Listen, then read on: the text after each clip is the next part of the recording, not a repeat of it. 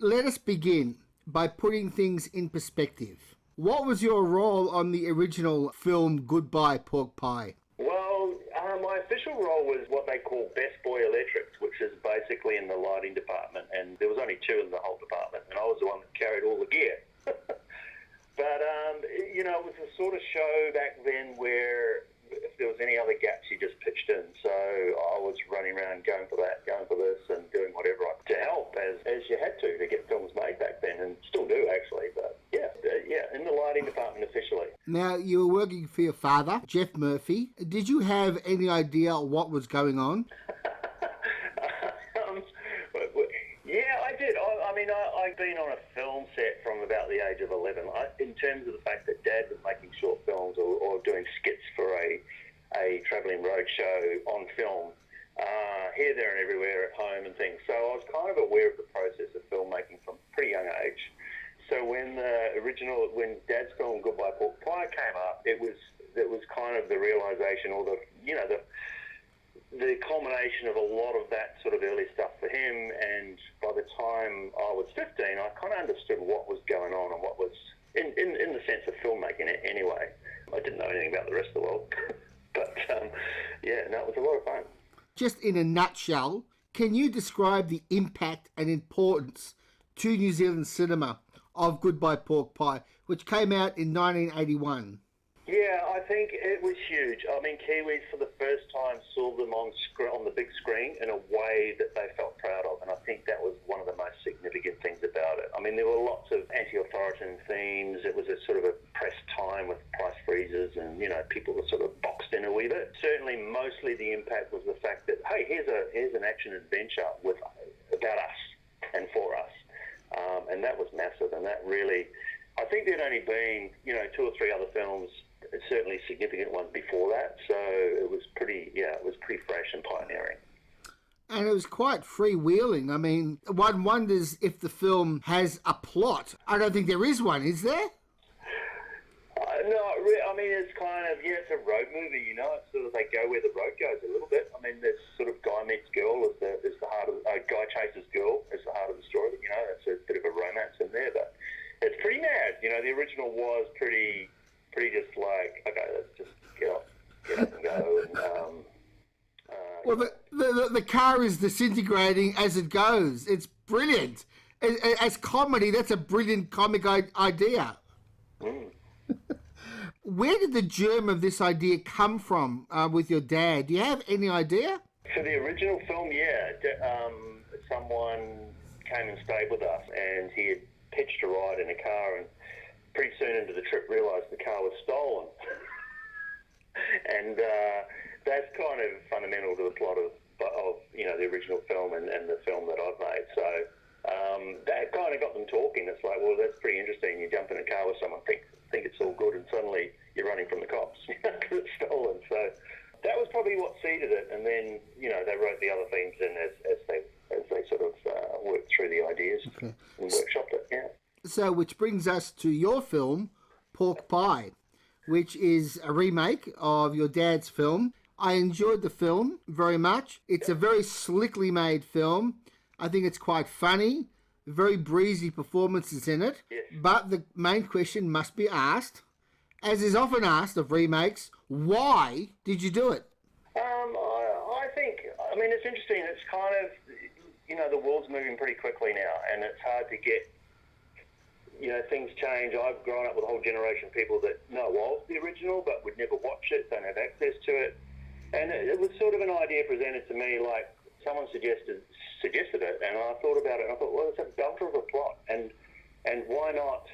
So, what I didn't want to do was make the same film again. There's no point. The first one's genius, it's fantastic. What I thought was, let's borrow from some of the core sort of ingredients and core plot themes, and make something new for a new generation. And, Kiwis and everyone can have, and Aussies hopefully, can have both movies, So, it wasn't, I do get asked this a lot, and people kind of think, oh, did I think something was wrong with the original movie, or is there, was it a cash grab or anything like that? No, not at all. It was really just, the first one was so good, I thought we should, have a go bringing something else and fresh and having another go at it. So I'm glad you said that, because if it hasn't happened already, you know that there are people who are going to say, this is just a waste of time. Why touch it? If you want to make your own movie in the spirit of Goodbye Pork Pie, then think of a fresh concept and do that. But don't play with the original, which is sort of what you've done. How do you respond to that kind of response? Well, I think it's an interesting one. I've had a lot. We did a bunch of test screenings with the with our new remake. Sorry, and I had a lot of people go, "Wow, that's amazing!" Like, I had low expectations, and it's quite different to the original film. What I would say to those people that were worried about that is, the answer's in the film. It's a good night out. Both films are, and my one's sort of made for the stone age, and it's a bloody good night out, and it stands on its own 2 feet. It doesn't try to take anything from the original. I'm very keen to know what the necessary changes you had to make in terms of the tone. For instance, I think if you made the film even tongue-in-cheek as sexist as the early part of the film is, you'd probably get thrown in feminism jail. yeah. Well, yes. I mean, that, sort of... one of the key things was the female character had to be strong. I wanted her to rough the boys up and be, part of the driving force as well. And so there was some necessary sort of character development there, but it wasn't about getting too PC for PC's sake. It was more about film language has moved on as well. It's evolved. People expect more out of their characters. So I just wanted to kind of embrace that. That was definitely something we felt we wanted to look at. And lots of other things, the social media and the way that, in 1979 you probably could steal a car and get lost for a week or two and no one would know. It's not the case in 2016 or 2017. So we had to come up with some ideas to sort of keep that roots at play, so to speak. So, yeah. And just to return to a point I made earlier, you have introduced something in your film which your dad didn't really bother too much about, and that is that you actually do have a plot. Yes. Yeah, and that was a conscious choice. I mean, it's kind of... I think there was a madness and a craziness that was inherent in the original that was relative to the times. It was believable for the times, and it sort of made sense for the times. I think what I needed to do, and I felt, pretty strongly about, was have a drama with us inside the car where they're in the middle of the car chase, but what's going on is more important is inside the car, because everyone's seen 100 car chases. So I really wanted the characters to sort of have to be the driving force, and their stories and their little wants and needs to kind of be a big part of it. And so that's kind of why I headed that way with it. You didn't try to recreate the original's rough as guts nuttiness, did you? Where it kind of really just seems to go crazy in some parts. Yes. No, I didn't. I really didn't. In fact, I thought, well, what's the point? That's the first film voiced itself that way. I did want to, we have some pretty great car chases in our film. They're all in camera. What I wanted to do was sort of up the stakes in terms of its energy and experience for an audience, because you're competing these days with some bloody big Hollywood films. But I didn't want it to be all CG and kind of naff and all that kind of stuff. So we put a lot of work into. You would say, I think you mentioned earlier, it's a bit slicker and kind of more polished. It is, because I feel like audiences kind of expect a bit of that these days, and it also just kind of wanted to make it a bit more exciting in that area, yeah. Tell me about the pride that I just sensed when you said that they were all in-camera car sequences. That came from not wanting to feel like it was faked in any way. And actually that then stemmed from something my dad said to me when I was writing the reimagining of his film. He said, we always wanted the original to feel like some kid from a suburb could jump in a Mini and it could be his journey. We didn't want any stunt or anything so ridiculous that it's just gone too Hollywood. And so I really related to that and took that on board, and I feel like it really keeps the stunts and the action sequence grounded and and really keeps you in the Mini. I'm proud of that, and we did that on a pretty slim budget, and it looked pretty good. It's a lot of fun, those car chases. What does Geoff Murphy think of the film?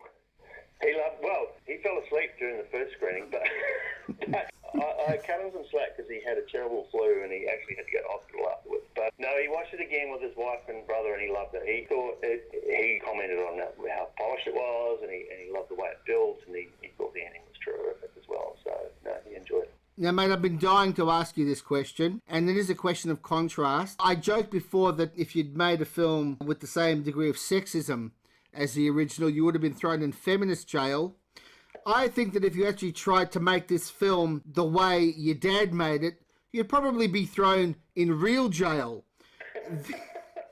That's true with the old health and safety. I mean, definitely, to just put anyone in a car and film it these days, you need, road control and this and that and all the other things. Can you just tell us about the contrast between the trouble you had to go to with health and safety, with permits, with getting permissions, compared to what your dad went through? I know there must have been some legalities, but also you see pictures of guys leaning back on planks attached to the side of a decrepit Mini with these cameras the size of refrigerators. Yeah, no, I think we had a great shot of our rigs versus their rigs, and theirs was a bit of scaff pipe with a plank and a G-clamp holding it together, and there's a guy on bare feet hanging off a camera. Probably no conversation with the local cops. There might have been one or two, but whereas absolutely, we've got to be buttoned down and have harnesses and safety rigs. And I remember on the original, as a teenager, someone gave me a lollipop thing and saying, "Go up the road and stop traffic, Matt. We're going to do a shot," And so I'd go up as this 15-year-old, and there was a queue of traffic would form, and someone would go, "What's going on?" And I'd say, "Oh, we're making a movie." And they'd look at me like, "Yeah, sure you are, mate. You're just a kid. What do you mean you're making a movie?" So, it was a bit more impromptu like that, and it's just that was 1979 when we shot that. And the original film boasts one stunt driver and one stunt man. How did you compare? We had a lot more stunt drivers, definitely. We had a lot more police cars flying around, but we kind of, again, had one or two actually, I'd have to say two, key drivers for the Mini. Yeah, we kind of, given what we're up to, we had to grow and shrink. I think in the original there's about 22 of us that sort of pretty much did the whole length of the country. In my version, we had to sort of come quite small and then grow really big for all those health and safety reasons and legalities and stuff. So it was a lot more plug in what crews required for this week, and then sort of grow it for the big sequence in downtown and that kind of thing. Can I just ask you a general question just about the New Zealand film industry and film culture? It appears to have had a much stronger link to audiences than the Australian film industry. We have been struggling for decades to really get that link between popular films and audiences. Things have been a lot better in the last 10 years, but it's been pretty rough. New Zealanders have always had, it seems, a very strong connection with the filmmakers and the films. What do you think accounts for that? Well, yeah, I'm not sure. I definitely think Australia's had its really strong times as well, and I know it. I do know that general feeling is, New Zealand as well has been through a cringe factor. Like you go, "Oh, I'll watch a Kiwi film because it'll be too Kiwi and I'll cringe about it."